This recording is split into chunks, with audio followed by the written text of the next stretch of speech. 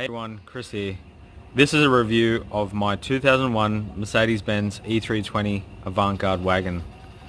It's 2019, this is a 2001 model. You're thinking to yourself, why on earth would I buy an 18-year-old Mercedes-Benz?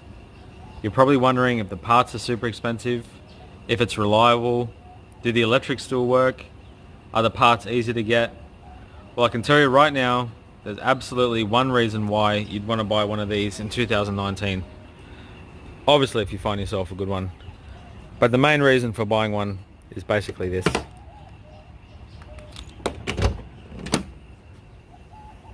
The boot. It's huge, it's versatile, it has awesome features, and the car itself is an absolute delight to drive.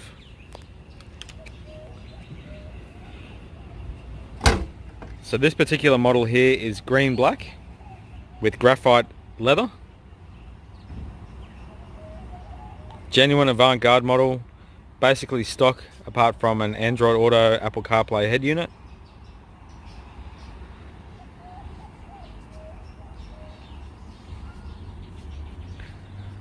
So the W210 was released in 1995 and penned by Steve Matten under design director Bruno Sacco. It was released to replace the venerable W124, which achieved great success.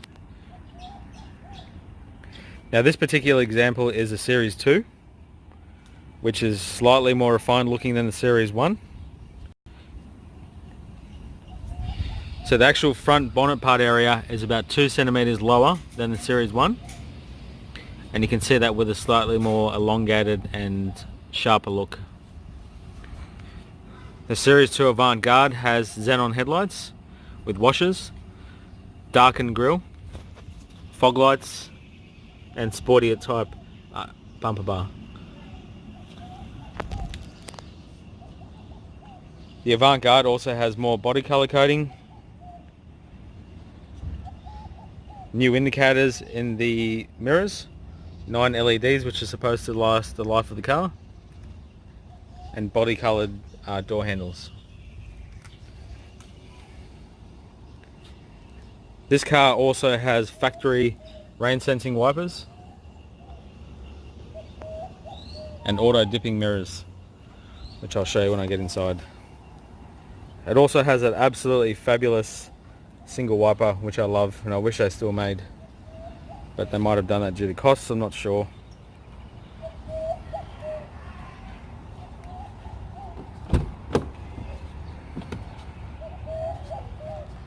So this car's got 3-person memory. I'm in 1. My wife is in 2. Love you, wifey. You can see how that just moves effortlessly and quickly. And number 3 was for a previous owner, but you can see straight away, just like that, it moves. So it's awesome if you have a few people driving your car and you want to have just presets, and you can just jump straight in, press the button and drive off. That electric includes the headrest and also the steering column, as you just saw right there. It's very easy to use. You just move it as to how you want it to move. Basically up and down, back and front, forward, backwards, and steering wheel.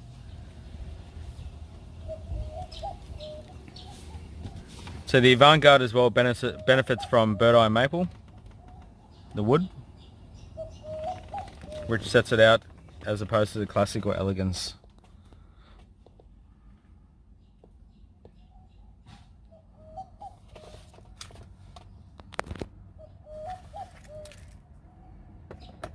Just turn her on.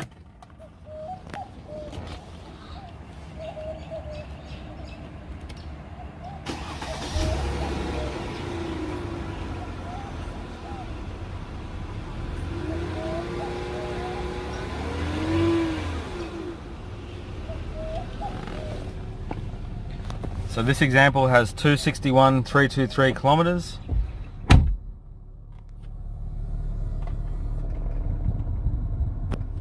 The Series 2, this example here has 261,323 kilometers,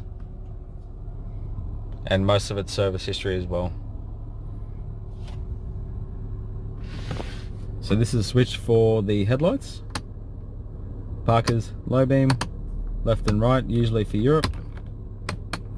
Parking brake, which you just pull, and engage by pressing it down. I don't mind it. I think it actually frees up space in the middle. I don't know why people stress out about it, but I think it's a great idea. Multi-function steering wheel. Check your speed, service, engine oil, things like that. Switch it over and check other functions as well. I'm not going to go through all of them, but the main ones I use are the fuel and also the speed, as you can see, hovering at 31.9, and the tanks as well.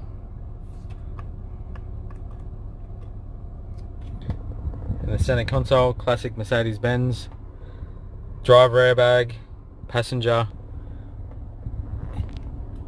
front seats, rear seats, and window bags too. Full complement of safety features for an 18-year-old car. Got here manual door locking, although it does lock when you drive off at 20 km per hour. Hazard lights, rear washer, rear wipers, and also washers for the headlights. Got left and right temperature gauge, thermistor, economy for when you want to switch the aircon off, and also rest. So if you're in a colder climate, you want to chill in the car, press that when the car's off, and light waft of air will come out, which is awesome. Not very useful in Darwin, but still a cool feature nonetheless. Little oddments tray here, shifter. Got the detents for minus and plus, so basically shift it in drive, and you can engage gears manually just like that, and you can see it on the dash. I'll put in reverse and you can see the the left mirror dip. Very handy. With this 5G tronic transmission from Mercedes-Benz, we've got S for summer, which starts off in normal gear, W for winter, which starts off in second gear to make it easier to accelerate in wet weather. Got full electric windows with one touch push, or second touch detent will push it all the way down automatically for all windows. Also left and right electric mirror adjustment. Fairly small glove box taken up by a massive book, and that particular book itself is Command, which I no longer have, but it's epically huge. Fairly useless cup holders, which are probably only good for when you stand still. You wouldn't want to use them on the run. Got here automatic dimming rear view mirror, which works great still. Got my rear view camera installed, and also rain sensing wipers. It's got this cool little red light underneath as well, so at night time it dims up the center console with a cool red glow. The one thing I love as well about the wipers is you might have the front engaged. There goes that single wiper, I love it. Put in reverse and you can see the wipers engage as well. To me, that's a cool little feature, something you don't have to worry about when you're reversing in the rain, and I found it handy as well. Lastly, with these vents as well, shift it up and it'll come out of there, so you don't have to point your vents towards it. Glove box, a small button there is for the top with the old Nokia 5110, I'm not sure it was, which is now defunct. The bigger button is for the lower part. There is a tiny little console vent here as well, which is fairly useless. There's not much air coming out. I don't use it because it restricts some of the air coming from the front. Before I leave the front, we've also got the cruise control, which is in a great condition because you just be driving, flick it up, on, down, off, on as well, but lower your speed by holding it, raise your speed by lifting it, turn it off completely, or resume. Another great thing is by pushing it in, you've got speed limiter, so you hold it up like that, 30 km an hour, 40, it'll stop at the speed you want to hold it at. And you can't go past it unless you accelerate all the way to the floor to the kickdown switch, which is a type of emergency procedure to accelerate. And there's a multi-function indicator. I'm quite used to it now on the left. I find it easy because my right hand is usually on, and I just click it down like that. Good sounding horn too. I'll just jump to the back now.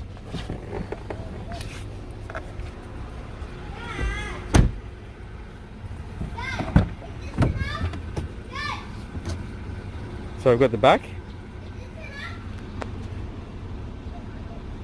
The one thing that sold us as a family wagon immediately, even in 2019, even as an 18-year-old car, even with 261,000 kilometers, is these booster seats. One click, or a bash maybe if you like, and they're in. Both sides have got it.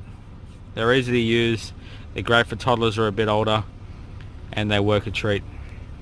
Saved us a lot of times in situations where we wanted to switch cars because we have 3 and we didn't want to move seats across. So I love that feature. I'm glad for the first owner putting that in. Rear vents in here as well.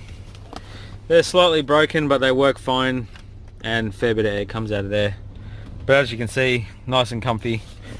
I'm not extremely tall, I'm 171 centimeters. I've got the seat to how I want it at the front, and I've got heaps of room here. So I've got the roof airbags, and I've also got these little clips here for when the seats fall down. I can actually lift up the entire netting to the front.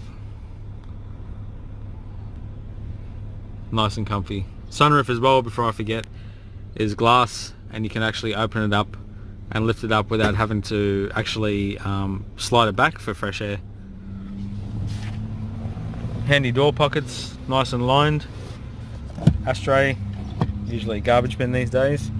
And side airbags, as you can see. Electric windows still work nice and fast. Full electric as well, one touch, it'll close it off.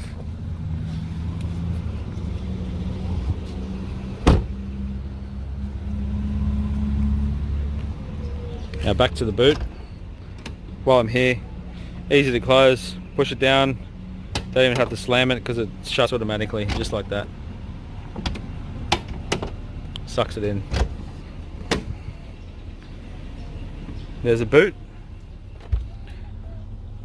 That's with the matting there. So I can pull that back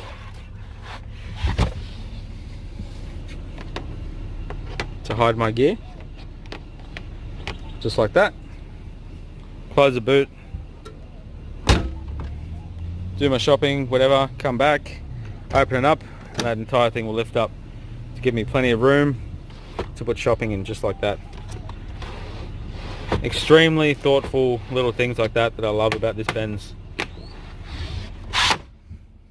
Got this net up here that I can click up, which I'm not going to do. I've also got the 7 seats, which just go bang up like that. You get the picture. Handy as well when you want to pick up people, and full proper seat belts as well, as you can see. 3-point seat belts. On the right side, another thing that blew me away was that it's got factory Bose, complete with subwoofer. Sounds amazing as well. The old CD player changer, which I haven't actually used. Usually a first aid kit here and a triangle, which I'd love to get one day just to complete the experience of owning a Mercedes wagon. 12 volt vent there, 12 volt plug for your fridge or anything like that. Vacuum.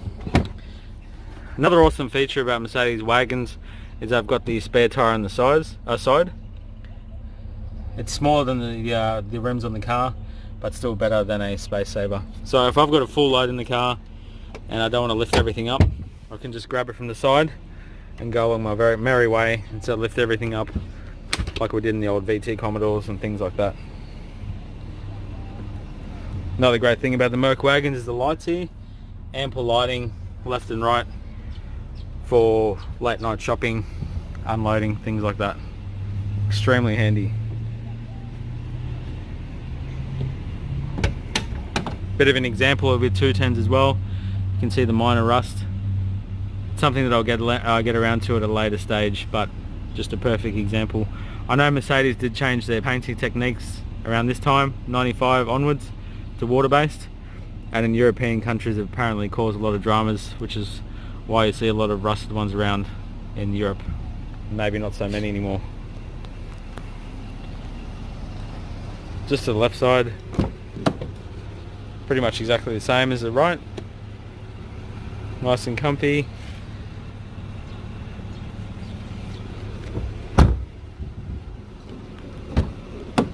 Passenger side, airbag, partially manual seat too, so pull that forward, and electric as well, and this is just to raise and lower it.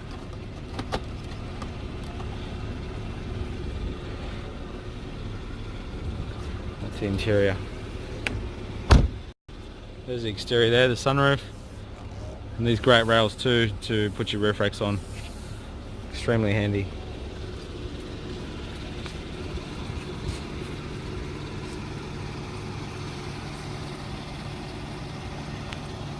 I know some people think it's got a only a mother can love sort of face, but I actually love it. I think it's a great design direction, and you can still see current Mercedes-Benz models with the same kind of DNA, which is what I love about the Mercedes evolution.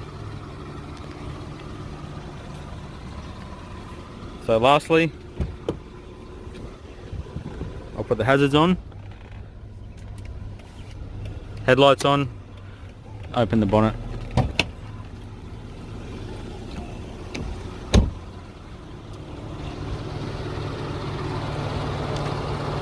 Let me show you the lights. Factory xenons.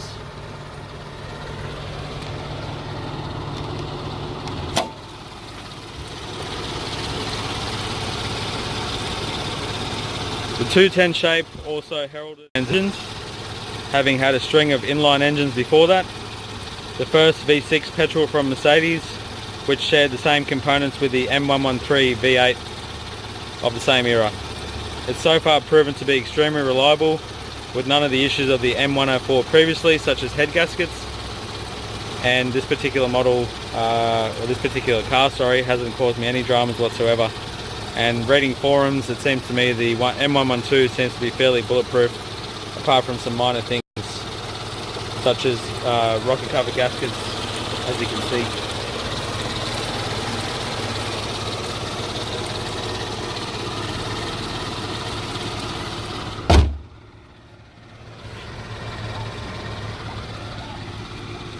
Lastly, being the Avantgarde, it sits about 10 to 20 mils lower than the Elegance and Classic, and also being a wagon, it has this self-leveling rear suspension, so I can put pretty much any load in the back and it'll still stay level.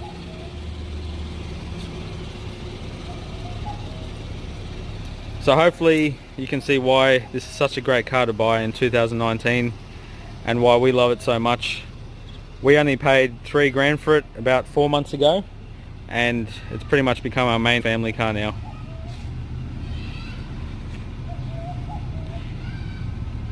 Thanks, and I'll see you again.